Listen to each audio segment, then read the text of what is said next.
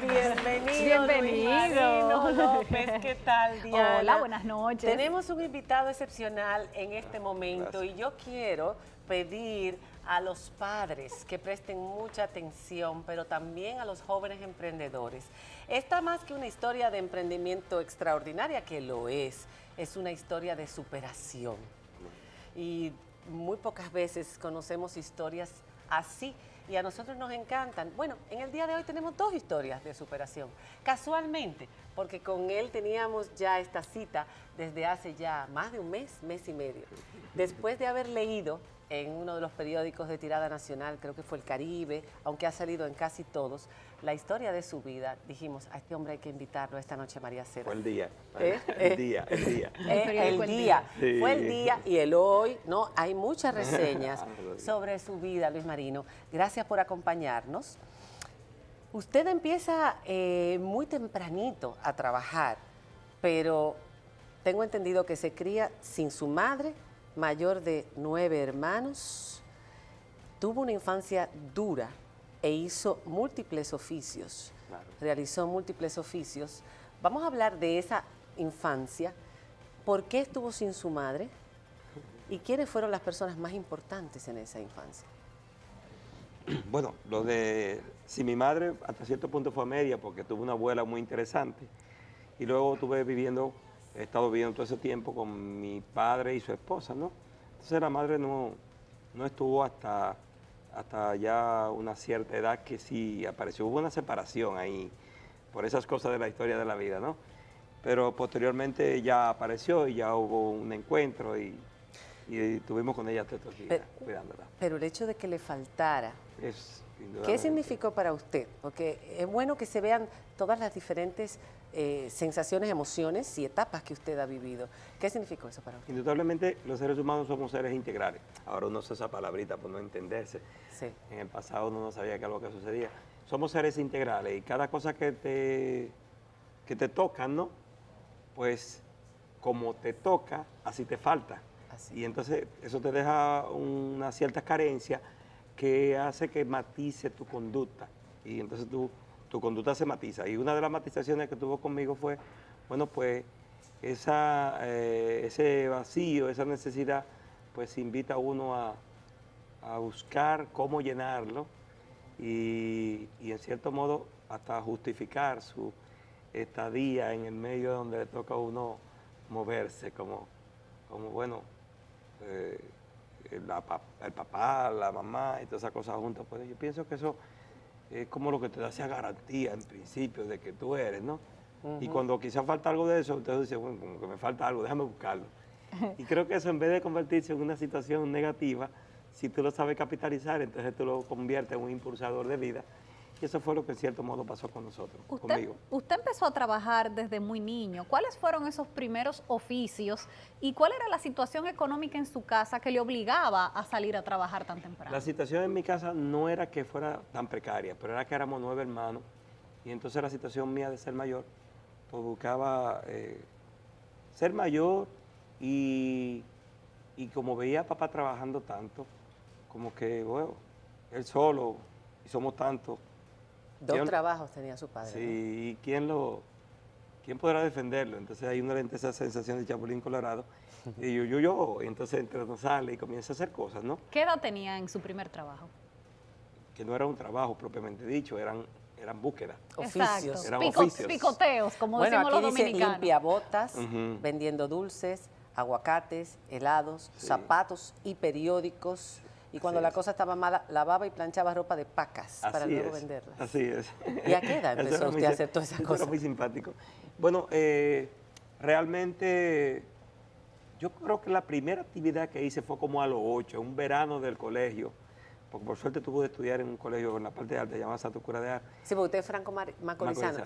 y vino a la capital como a los 6 o 7 Sí, años. ¿no? exacto. Ok. Y entonces nunca se me olvida que allá éramos muy inquietos, en mi casa había un colmado y hacían helado de esos de moldencito, Ajá. y había unos termos de fond y nos llenaban esa cosa de helado y nunca se me olvida que cogí Duarte abajo, llegué hasta el mercado y entonces ahí comencé a vender helado a centavos y el lodo nos llegaba hasta aquí y eso en ese verano fue la actividad más interesante.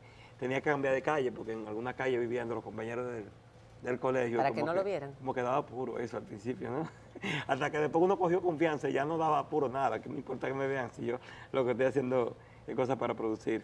Y yo creo que a esa edad fue que nos iniciamos realmente. También usted, tengo entendido que llegó un momento que vendía periódico de 5 a 6 y cuarto de la mañana antes de ir a la escuela. Así es. Y trabajaba en un colmado el resto del día después Así de la es. escuela. Antes de esos ¿Cómo fue periódicos yo vendía, yo era canillita.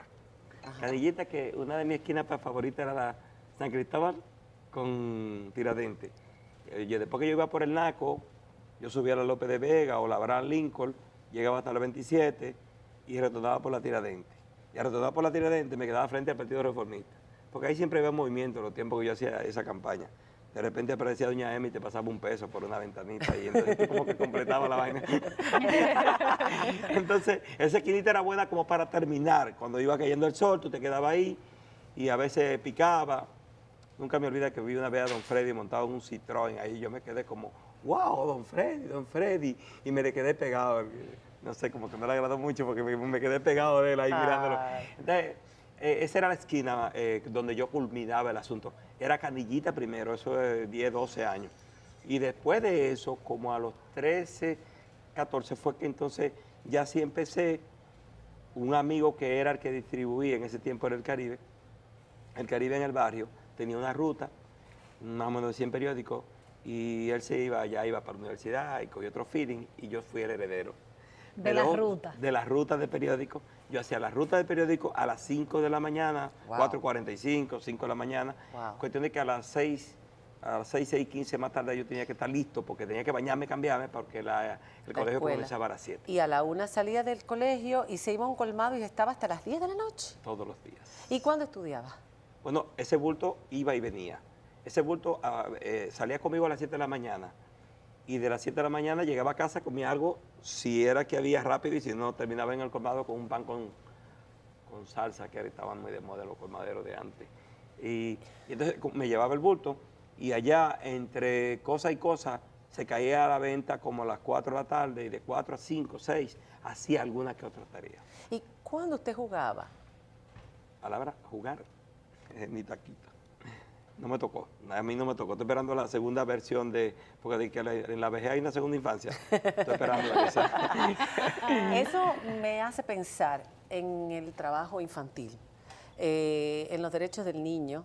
Dice que el niño, bueno, me gusta esa expresión y lo traigo a colación porque sé que usted habla de eso, que los niños no deben trabajar, que eso es algo contra lo que las sociedades civilizadas debemos luchar, contra el trabajo infantil. ¿Qué piensa usted de eso? Yo no necesariamente estoy de acuerdo con esa postura. ¿Por qué? Mira, eso de que los niños no deben trabajar, yo pienso que los niños no se deben esforzar en el trabajo. Explotarlo bajo ningún concepto. Pero hay labores en el niño que le comienza a construir la responsabilidad, el criterio, la orientación hacia dónde ir. El ocio y el espacio vacío es lo más creativo para la maldad, para la búsqueda de la delincuencia propiamente dicho. Ustedes pueden ver que estamos hablando, por un lado, de esa explotación infantil, pero sin embargo la policía tiene que estar matando un montón de menores a cada rato porque no aprenden una labor, una ocupación productiva y que lo dignifique, pero le queda un espacio vacío para que cualquier ser humano venga y le robe el cerebro y lo llene de eso y le enseñe a hacer cualquier otra cosa que no sea actividad. Porque el ser humano es productivo, o sea, nació para ser productivo. Yo pienso que lo que hay que clasificar las actividades que se le deben dar a los niños. Pero eso yo personalmente no estoy de acuerdo y cada vez que hablan de la explotación del niño o sea, del trabajo infantil, porque estoy en contra de la explotación, pero el trabajo infantil no. Lo que tenemos que organizar cuáles trabajos pueden hacer y cuáles no pueden hacer y ocuparle su tiempo en labores productivas y en cosas que realmente los oriente y le cree hábitos para su futuro, porque lo que tenemos es un ser en formación que va a llegar a ser adulto y si lo que él está viendo como ejemplo y como trabajo en su espacio de formación son cosas deformadas, eso es lo que va a archivar, lo que va a almacenar y es con lo que va a responder después a la sociedad. O sea que yo a mí no me hizo nada, excepto que no soy muy alto, mis hermanos son un poquito muy altos porque los grupos de periódicos pesaban, entonces que parece que eso me limitó un Ay, chin. hombre. ¿Cómo empieza su historia con la comida? Porque ahí es que usted ha creado su emporio. ¿Cómo empieza usted a vender comida? Lo primero que yo te quiero decir que yo soy un gran protegido de Dios. Eso no lo puedo dejar de decir en ningún lado porque mi trayectoria tiene que ver, está muy asociada a una protección. Yo soy creyente, tengo fe y me he hecho más creyente y tengo más fe últimamente. Cada vez que tú avanzas en edad te vas dando cuenta que eso es real, que eso es real. Y yo siempre he sido muy protegido por Dios. Entonces, con toda esta trayectoria de... A pesar de no tener a la mamá, a pesar de haber trabajado tan duro, a pesar de ser el mayor y tener que proveer, usted se siente protegido por Dios. Diga por qué. Yo creo que eso es la principal razón. Porque a pesar de todo eso, estoy aquí, estoy vivo y estoy dentro de un grupo que dicen que le ha ido bien, que son exitosos. Entonces, que usted no cayó en la delincuencia, que no se quedó frustrado, mediocre o en la pobreza. Bajo ningún concepto. Exacto. Es más, yo entiendo que nunca fui pobre, porque precisamente había una abundancia en mi corazón y una abundancia en mi mente que tiene que ver quizás con haber conocido desde siempre por una ruta que hacía mi abuela, hacía un rosario, una ruta que hacía mi abuela eso y otra ruta que hacía papá, el rosario también. Tiene que ver un poco con eso, ¿no? Pero antes de que usted le diga eso, Diana, tú sabes que a mí me llama otra cosa la atención. Él tuvo, eso que usted dice, la protección de Dios, materializada en personas. Usted tuvo muchos modelos masculinos, un gran modelo femenino que fue la abuela, que aparentemente lo añoñó mucho, lo cuidó mucho, hasta cierta edad que después papá lo puso a trabajar, o la vida cambió completamente, pero sobre todo unos modelos masculinos en su vida. ¿Cuán importantes fueron esos modelos masculinos? Porque estamos viendo que la mayor parte de los hogares están siendo liderados o llevados por madres solteras. ¿Cuán importante es para un niño ese ejemplo masculino? Qué pena. Bueno, debo aclararte que papá literalmente no me puso a trabajar. Papá necesitaba que trabajara. Bueno, yo entiendo. Entonces no sé, como que se engancha, ¿no? Exacto. Para no cargarle una culpa que quizás no la tiene. También tengo que decir que no solamente el mayor modelo fue masculino, pero mi esposa y mi papá era muy laboriosa, o es muy laboriosa, y hacía dulces de lo que yo vendía. ¿Su abuela? No, No. la esposa de mi padre. Ah, la esposa, Con la que su yo madrastra. posteriormente me crió posteriormente. Entonces, ella ocultaba unos dulces buenísimos que le decían jugositos y ella también estaba ahí produciendo. O sea, no era la persona que estaba ahí esperando, no. Ella producía también y entonces yo era el colaborador número 1 del centro de producción de Doña Celia. Entonces, sí, los modelos, mira, el modelo de mi papá, indudablemente, papá, wow.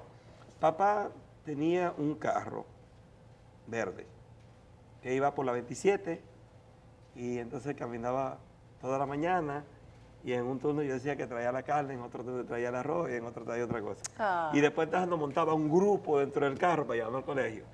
Y después de eso tuve un jefe que es maravilloso, Guillermo Lafontaine, que era el jefe mío en el colmado, modelo maravilloso. Y seguí consiguiendo. ¿Un sacerdote en Santo Cura de Ars? Ah, ese era un guardia medio travieso. Y el sacerdote de Santa Cruz de Ars, ese también se llamaba Guillermo Rodríguez Jaque, y era de esa época del aire Trujillo, un guardia que no te cogía corte, como decían los tigres. Pero realmente, y yo tuve mucha bronca con él, y todavía después que salí del bachillerato, seguía con bronca con él hasta que tuvo hijo, hasta que yo tuve hijo. Cuando yo tuve hijo, tenía deseo de tener un cuadro puesto de él en mi casa, porque había tantos elementos que agradecerle, tantos elementos que fueron contundentes en esa formación correcta y coherente.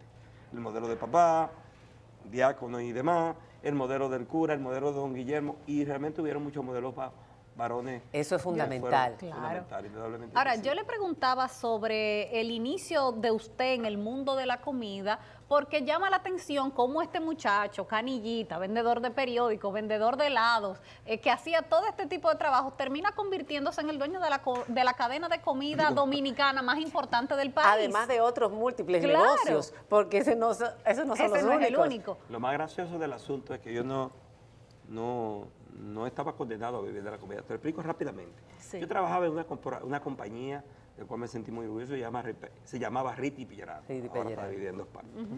Y en Riti Pillerano me iba muy bien. De hecho, en el 87 fui a Japón, producto de lo bien que me iba, vendiendo repuestos. Yo soy contador de carrera. Porque quiso ser arquitecto y no pudo. Y otra carrera también costosa y Sí, terminó con sí, contabilidad. sí. Arquitecto frustrado de eso ahí. Pero ahora molesto mucho a los arquitectos que trabajan conmigo. Y me la vengo ahí. Entonces después, bueno, pues estoy trabajando bien, me está yendo muy bien en el área de los repuestos. También me estaba yendo que me tocó un viaje a Japón en 1987. Pero cuando vengo del viaje a Japón con los ojos más abiertos, comienzo a pensar, bueno, y hay que ir mirando lo que va a pasar. Novia, posiblemente ya tenía que ir pensando en matrimonio, y entonces había que organizarlo con tiempo. Había que hacer ciertos aportes a la familia paterna, el salario era bueno, pero cuando comenzamos a calcular No era suficiente. tanto peterado y tanto peterado, iba a haber alguna bronca en algún lado. Entonces vamos con un elemento complementario, y es de ahí donde lo que pensé fue una actividad complementaria, no voy a vender comida, una actividad complementaria. Y después de mucho sondear, ¿qué hago? En el área de los repuestos no vi posibilidades porque había que invertir mucho dinero, y entonces, como yo por dinero no me preocupo porque nunca habían, pues entonces no me preocupo por eso. Entonces descarté la posibilidad de trabajar en el área donde a mí me estaba yendo más bien, donde tenía más conocimiento, y donde cualquiera podía pensar que yo me iba a dedicar al área de los repuestos. Y pone un carrito de comida. Entonces, yo soy comedor callejero, me encanta comer en la calle, y dentro de las rutas que hacíamos, de la universidad, de andar por ahí, muchas cosas, a veces caíamos en uno que otro carrito. Había uno que se llamaba Tony's Sabor Mayor, sabor mayor de edad, en la Venezuela con las Américas. Yo, cuando iba a llevar un compañero de trabajo por ahí, nos parábamos ahí y probaba algo de ahí. Y probé eso, me gustó muchísimo, pero yo decía siempre yo estaba, cuando veo un negocio, yo siempre estaba buscando siete patas al gato, esto se puede mejorar aquí, esto se puede mejorar allí. Entonces, cuando conocí el carrito y yo decidí que me iba por la comida, hice el carrito, inmediatamente mejorado. La receta mejorada. Y evidentemente la presentación, ya yo vengo con otra escuela, o sea, un señor que se la está buscando. Yo me la iba a buscar también, pero yo tenía una carrera por encima, algunos conocimientos de esto, conocimientos de lo otro, y le di un poquito de forma al proceso. Y ahí, poco a poco, primero fue el Loomis Bar, que usted estuvo asociado, pero Sí. después un amigo lo ayudó con el local y abrió Adrian Tropical en la 27 de febrero. No, así no fue la historia en principio. Vamos a ver. Para Primero los resumirla, carritos, porque con esto podemos seguir. el carrito de los Sandy, que era los Miss Perni. Ajá. Lo tengo en la calle, me lo quieren quitar a cada momento, lo quiero poner en un lugar más seguro, consigo un local que es donde está Adrian Tropical de la Lincoln, y abrimos entonces, cuando consigo el local, lo Con veo el muy socio, interesante. Yo me acuerdo de ese negocio. Sí, veo ese local muy interesante, digo, pero no se puede desaprovechar en un carrito. Entonces inventamos la fritura para ricos, que era Loomis Bar. Loomis Park. Sí, yo lo alquilé al principio solo, pero luego los dueños del solar dijeron, pero si quieres somos socios.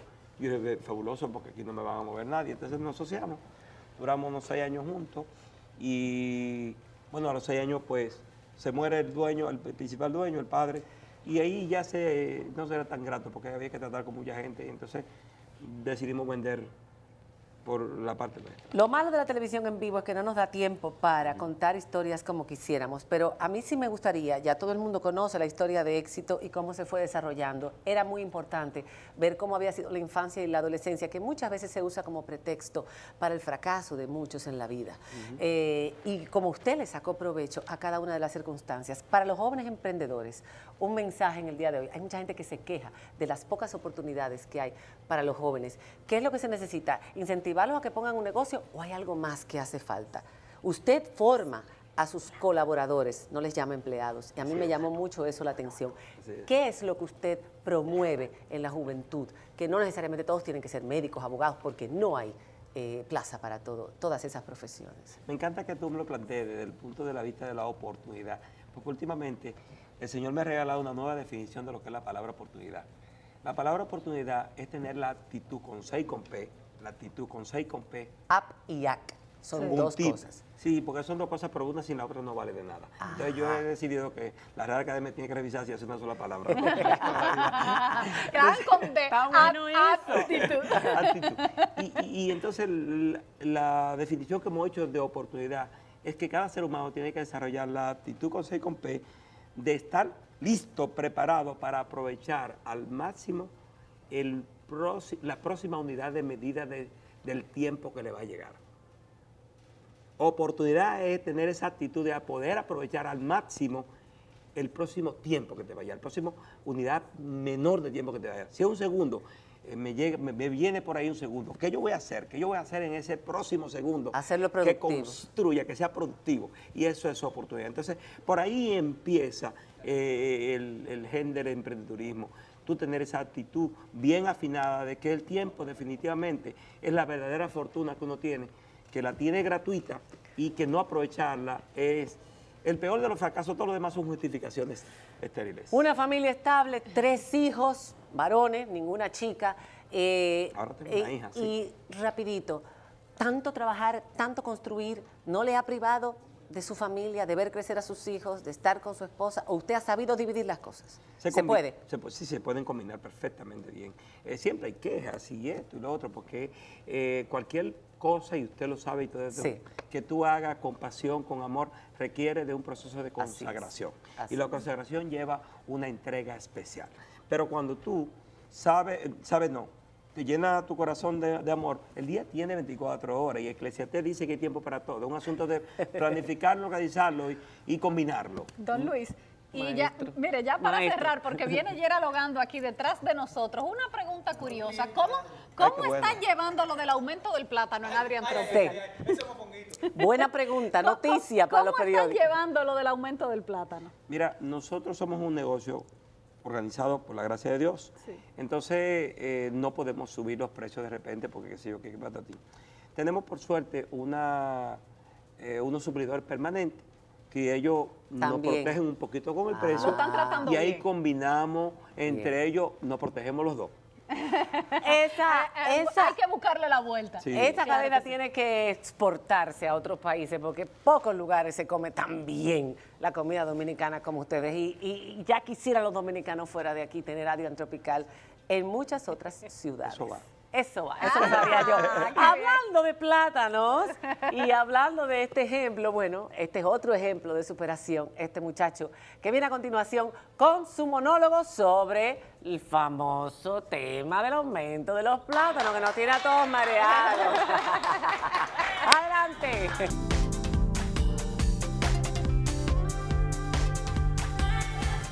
Para comunicarte con nosotros, llámanos al 809-565-4682 o escríbenos a enmariacela@gmail.com o búscanos en nuestras redes sociales, Facebook, Twitter, YouTube e Instagram.